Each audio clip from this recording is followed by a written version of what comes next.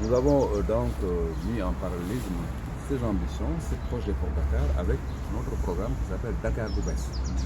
Nous nous rendre compte que finalement les bons esprits convergent toujours au même endroit. Ces projets pour le littoral, aussi bien pour la corniche que pour l'autre littoral qui part de nord jusqu'à Parcelles Assainies, c'est des projets d'une dimension extraordinaire qui vont transformer notre capitale en une capitale attractive. Attractive non seulement pour les Dakaroises et les Dakarois, parce qu'il ne s'agit pas d'une attractivité extravertie, mais c'est une attractivité globale pour non seulement les Sénégalais, mais aussi pour l'étranger. Et on m'a pris effectivement comme exemple Dubaï par exemple, on peut prendre d'autres capitales comme exemple, mais Dakar va résolument avec nous, avec Michel Maire virtuel, avec les Dakarois et les Dakarois, s'inscrire dans la grande compétition des territoires. Parce qu'il ne faut pas donc se voiler la face, il faut oser lâcher le mot. C'est une question de compétition maintenant. Et aujourd'hui, la ville de Dakar sera dans cette compétition. Nous avons vu donc énormément de projets. Il nous a fait d'ailleurs l'honneur de nous laisser en clé USB tous ces programmes qui vont certainement nous inspirer. Et nous aussi, nous avons avec lui pris l'engagement de tenir compte de cela dans cette vision que nous avons pour Dakar. Nous devons être maires bâtisseurs, bâtir pour les générations suivantes, pas être court-termiste sur des considérations de foncier ou autre. On doit se projeter, on doit regarder l'avenir en se disant comment régler la mobilité dans Dakar avec toute la problématique des parkings. On doit se dire comment régler la question de l'intelligence dans Dakar en termes donc de facilitation de la vie tout court par les applications. C'est Dakar là que nous voulons. Le Dakar que nous voulons aussi, sera un Dakar qui se développe du point de vue culturel.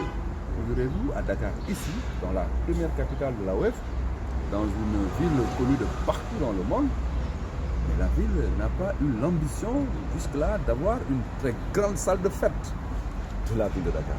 Ça, c'est je n'ai même pas envie de le dire parce que ce n'est pas normal. Un maire qui a de l'ambition doit se dire quelle est la salle de fête de Dakar, quelle est la grande bibliothèque de Dakar, en utilisant les NT, quel est effectivement le grand studio d'enregistrement des acteurs culturels de Dakar, etc. Ça, c'est des signatures qu'il faut avoir dans une ville qui a de l'ambition. Nous avons effectivement cette ambition-là. Mais c'est aussi une ville bien aménagée avec une connectivité et une interrelation des quartiers, mais étudiée par les architectes. Il ne faut pas travailler au pif, de manière, j'allais dire, instinctive. Il faut travailler avec la science. Et la science de l'aménagement, ce sont quand même ceux qui en ont fait les études et ceux qui en ont fait leur métier. Et je pose le doigt sur la problématique du métier. Dakar Sori aussi va créer des emplois. Tout ce dont on a discuté, mais c'est des projets qui créent de la valeur ajoutée. Qui dit valeur ajoutée dit derrière des emplois pour les jeunes. Mais pas des emplois seulement pour les jeunes du littoral. Les Dakarois vont quitter les 19 communes de Dakar pour se développer et se déployer dans les projets qui sont porteurs de valeur ajoutée. Et ça crée de l'économie dans le territoire, mais portée par la ville. Autrement dit, nous allons peut-être un jour avoir l'occasion de travailler sur Dakar bu bees et de faire un développement plus détaillé. Mais ce que je veux dire par là simplement, c'est que Dakar doit avoir une signature. On arrive à Dakar, on doit se rendre compte, c'est vrai, il y a un État central qui a équidistance de toutes les collectivités territoriales du pays, mais ça c'est la spécificité de Dakar apportée par la ville en relation avec les 19 communes. C'est ça que nous voulons faire. Nous ne voulons pas être un maire qui se bat pour simplement prendre le pouvoir central, mais nous voulons être un maire qui se bat pour les populations qui l'ont élu. Voilà toute la vision et voilà la différence avec l'offre qui est en face de nous. Donc on peut dire qu'Abdoulaye Diouf Sarr, maire de Dakar, s'engage à matérialiser le paquet de projets structurants présentés par l'architecte hier du débat il y a 2 jours au Sénégal. Il faut dire qu'Abdoulaye Diouf Sarr, maire de Dakar, s'engage effectivement à avoir comme partenaire le maire virtuel. Il ne faut pas effectivement, dans notre relation avec le maire virtuel, M. Koulibaly Atepa, connu de par le monde, qui est un grand développeur, qu'on ait effectivement une approche démagogique. Lui-même, pour ce qu'il est, pour les personnes qu'il connaît dans ce pays, il est à l'antipode de la démagogie. Il dit les choses d'une manière. C'est pourquoi je suis tout à fait en phase avec lui et on se comprend. On a pris l'engagement d'être des partenaires. Si nous devons développer quelque chose pour Dakar, nous sommes en phase sur tout ce qu'on a présenté, sur ma présentation en tant que programme, projet Dakar Boubès et au niveau du maire virtuel sur ces présentations de développement d'une belle ville. Et quand deux partenaires se retrouvent et se comprennent, sont en phase, ce qui reste, c'est de faire le chemin ensemble. Donc, j'accepte de faire le chemin. Alors, justement, une dernière question en acceptant de faire le chemin. M. Pierre Goudiaby Atepa est connu pour être le parrain de l'opposant actuel du régime. Est-ce que vous êtes partenaire de la ville de Dakar? Et je le prends en tant que partenaire de la ville de Dakar. Sur un autre registre, dans un autre temps, s'il est avéré que c'est le partenaire de l'opposant actuel, il verra Abdoulaye Diouf Sarr en face de lui. C'est aussi simple que ça. Comme l'architecte, pour ne pas dire l'homme le plus heureux de Dakar aujourd'hui, pour une très simple raison.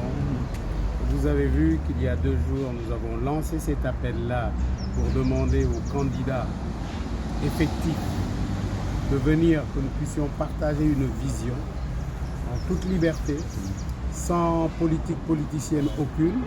Et j'ai été très heureux hier quand le ministre Diouf Sarr, candidat à la mairie de Dakar, m'a appelé pour me dire « Écoutez, j'ai vu vos propositions, je souhaiterais pouvoir venir en discuter. » Et c'est dans ce cadre-là qu'il est venu spontanément. Nous avons eu plus de 2 heures de discussion sur l'avenir de la ville de Dakar. Je pense que c'est ça qui est important. Comme je l'ai dit il y a 2 jours, chacun peut avoir un sponsor, chacun peut avoir des gens avec lesquels il veut discuter.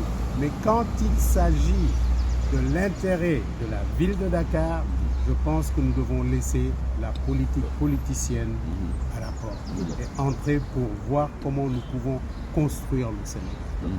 Pierre Goudiaby, comme l'a dit mon ami Seydou tout à l'heure, moi je me considère à mon âge, à 75 ans bientôt, que je n'appartiens à personne, j'appartiens au pays, j'appartiens à la ville de Dakar, j'appartiens à toutes les bonnes volontés qui veulent travailler pour que Dakar prenne la place qui devrait être la sienne, pour que nous puissions demain, comme il l'a dit, comme je l'ai dit, à un moment d'ailleurs, il a pensé que j'avais lu son programme avant, ce n'était pas le cas, et il est simplement heureux que nous ayons les mêmes points de vue. Demain, M. Diaz viendra, on lui dira la même chose. On lui dira, voilà l'ambition que nous avons pour Dakar. Madame Bardini viendra, on lui dira ça. Mon ami Pape Diop viendra, je lui dirai ça. Si maintenant, comme il faut le dire, la plupart des Sénégalais souhaitent que, ne serait-ce que pour l'intérêt des villes, que la politique politicienne soit mise à côté, eh bien, je pense que les Dakarois n'attendent que ça. Je ne suis pas de l'opposition, moi je dis que je suis avec le pouvoir, je suis avec l'opposition pour tout ce qui peut faire avancer le Sénégal. Et encore une fois, je me réjouis du fait qu'en toute humilité, monsieur le candidat à la mairie de Dakar ait pris son temps avec tout son staff pour venir nous rendre visite et nous dire, écoutez, nous voulons d'abord vous présenter notre programme. Je leur ai dit non, laissez-moi présenter le mien. Et il se trouve qu'il y a beaucoup de points sur lesquels nous avons une convergence. Eh bien, je lui souhaite bon vent. Et comme nous avons dit, nous donnons notre programme. Je suis heureux du fait qu'il y ait adhéré. Si demain un autre candidat y adhère également, alhamdoulilah, c'est la ville de Dakar qui sera inscrite sur l'agenda des connaisseurs des villes internationales intelligentes et dans lesquelles il fait bon vivre. Et il y a un élément sur lequel nous nous sommes bien entendus, nous nous sommes bien compris, c'est que c'est d'abord des instruments pour créer de l'emploi. pour créer de l'emploi. Pour créer de l'emploi. Qu'il soit d'accord, comme il l'a dit, pour que nous voyions les mécanismes de création de ces îles artificielles que nous appelons de tous nos voeux pour y créer de la richesse pour la ville de Dakar, eh bien tant mieux. Donc nous attendons les autres aussi, mais nous sommes heureux qu'il soit le premier à venir nous rendre visite. Et surtout, nous sommes heureux avec mon ami Maktar qu'il ait épousé toutes les théories. Il se trouve d'ailleurs que son directeur de campagne était un des éléments avec lesquels nous nous battions pour la Corniche. Quand il était maire ici, il faisait partie de toutes les bagarres. Alors aujourd'hui, oui, je puis l'affirmer, il nous a accompagnés dès le début, et qu'il soit aujourd'hui du côté du ministre pour l'aider à briguer la mairie de Dakar, nous nous disons oui. Voilà.